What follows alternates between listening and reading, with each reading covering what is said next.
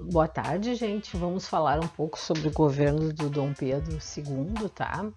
Vamos conhecer um pouco do Dom Pedro II. O pai dele foi embora do Brasil, Dom Pedro I, e deixou o Dom Pedro II aos cuidados do José Bonifácio. Então, o José Bonifácio ele era responsável pela educação do Dom Pedro II. Nesse sentido, ele foi um influenciador, no caso, porque ele era o tutor do Dom Pedro II. O José Bonifácio, ele era um homem extremamente inteligente, extremamente culto, ele falava 11 línguas, era monarquista e também era a favor da abolição.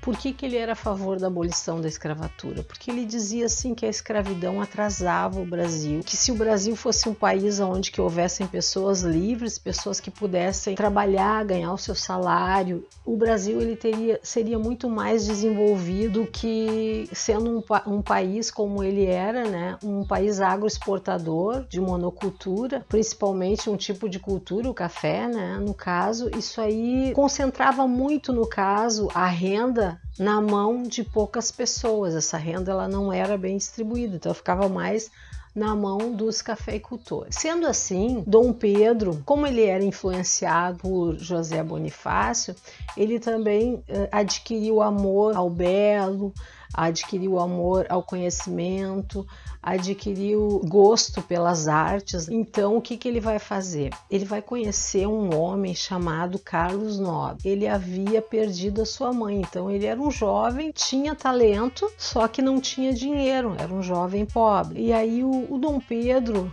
e a sua esposa, eles vão conseguir enxergar esse talento no Carlos Nobre. O que eles vão fazer? Eles vão patrocinar a ida e os estudos do Carlos Nobre. Então eles vão patrocinar a ida do Carlos Nobre para a Itália. Lá na Itália ele vai estudar e ele vai compor uma das maiores óperas que o Brasil conheceu, né? E que foi conhecida no mundo todo, chamada Guarani.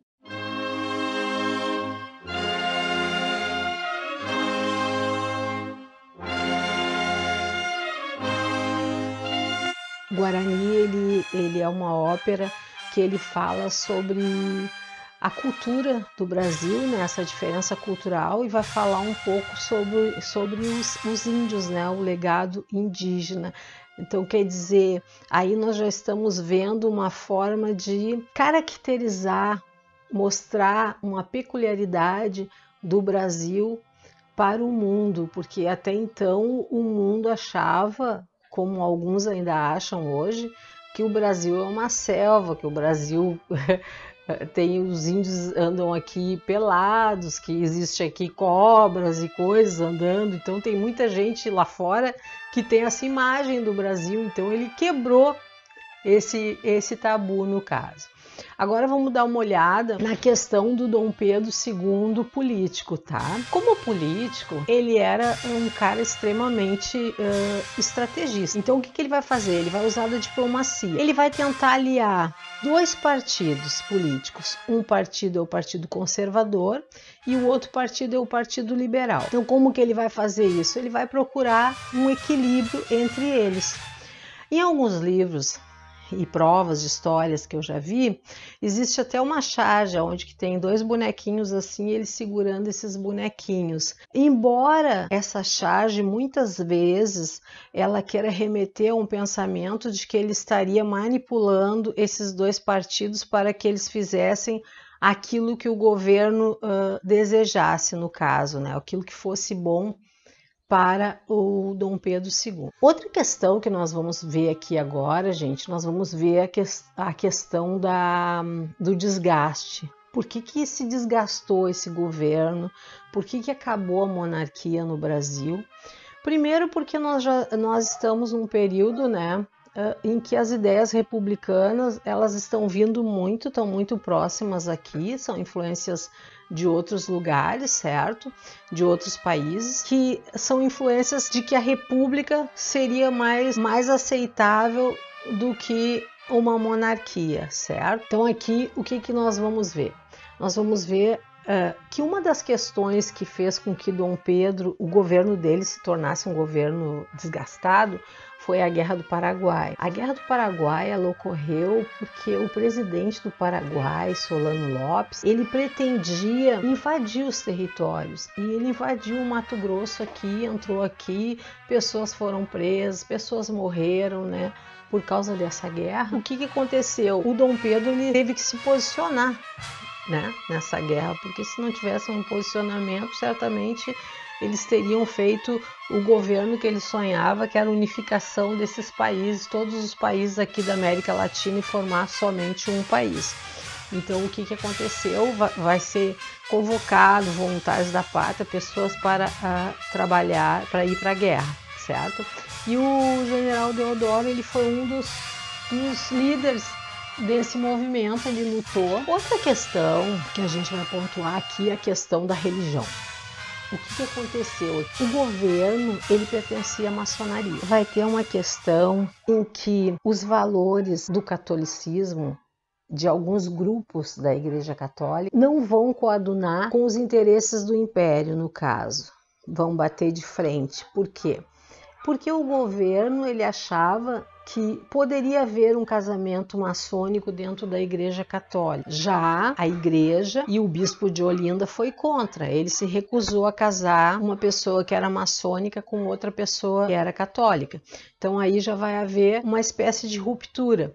E a partir desse momento, Dom Pedro ele vai influenciar mais dentro da Igreja. Eu até estou me lembrando, isso aí me fez lembrar o governo da Inglaterra, o Henrique VIII, quando ele criou a Igreja Anglicana, que ele não deixava que os católicos influenciassem ali dentro, né? Então, nesse sentido, assim, parece meio parecido. Outra questão é que a Igreja Católica, ela tem sedes, ela tem pessoas, bispos, pessoas que vêm lá de Roma e que influenciam diretamente nas igrejas, nas outras igrejas que estão nos outros países. Isso o Dom Pedro também não aceitava que viessem dar esses pitacos aqui. Outro desgaste vai ser com os fazendeiros, porque os fazendeiros eles eram donos de escravos, os escravocratas, e eles eram contra a abolição. Então, no momento que a princesa Isabel assinou ali a Lei Áurea, ela também assinou o fim do apoio desses fazendeiros à coroa. Então, eles perderam esse apoio, que era um apoio muito importante, um apoio, inclusive, do grande PIB do Brasil, porque o grande PIB ele estava voltado nesse dinheiro que vinha do trabalho escravo, do trabalho das exportações dos cafés, né? Dos cafezais, dos cafeicultores. Então, ele perdeu esse apoio dos cafeicultores. Outra questão vai ser a questão urbana ali, porque muitas pessoas mais do lado mais urbano das cidades, né, intelectuais ou algumas outras pessoas, jornalistas, vão ser contra o governo. Então eles vão começar a querer participar mais do governo. Não vendo essa possibilidade, vão começar a ficar contra o governo, certo?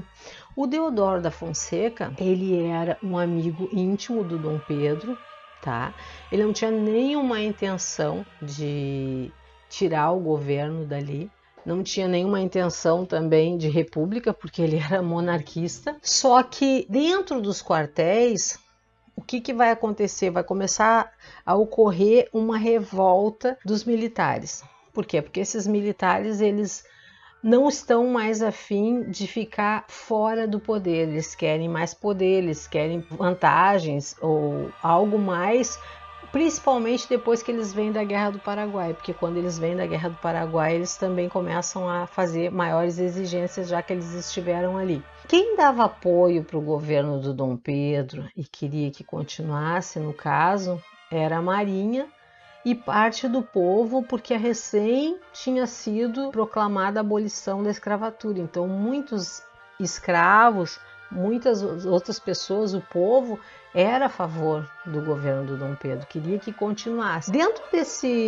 dessa conjuntura, os republicanos, eles vão pensar assim, ó, como que nós vamos fazer para tirar o Dom Pedro do governo, né? Porque mesmo com esses desgastes, ele continuava sendo o imperador do Brasil. Eles vão começar a fomentar, né, intrigas ali, junto com os dentro dos quartéis. Os quartéis, os militares, eles são influenciados pelo positivismo, que é extremamente tecnocrata, racional, por Augusto Comte, que vai ser a filosofia que eles vão passar a utilizar depois, filosofia de ordem, de progresso. E nesse sentido, assim, eles vão colocar Deodoro da Fonseca contra Dom Pedro. Aqui, a primeira coisa que Deodoro vai fazer, ele vai expulsar o Visconde de Ouro Preto do ministério, que foi o último ministro do Dom Pedro. Ele expulsa e vai para casa. Aí ele vai dormir, vai descansar, que ele está cansado. Só que durante esse tempo, os republicanos eles ficaram pensando: é agora ou nunca. Se nós não dermos um jeito, nós não vamos. É agora a nossa chance de tirar o Dom Pedro do lugar onde que ele está. E foram lá e mentiram, inventaram uma história para Teodoro da Fonseca de que Dom Pedro II teria mandado prender Deodoro da Fonseca, estava contra Deodoro da Fonseca. E aí o Deodoro da Fonseca, o que ele vai fazer? Ele vai pegar os seus homens e vai ficar mais alerta. E aí ele vai assinar um papel ali, que é o papel também que vai destituir ali, vai proclamar a República, no caso.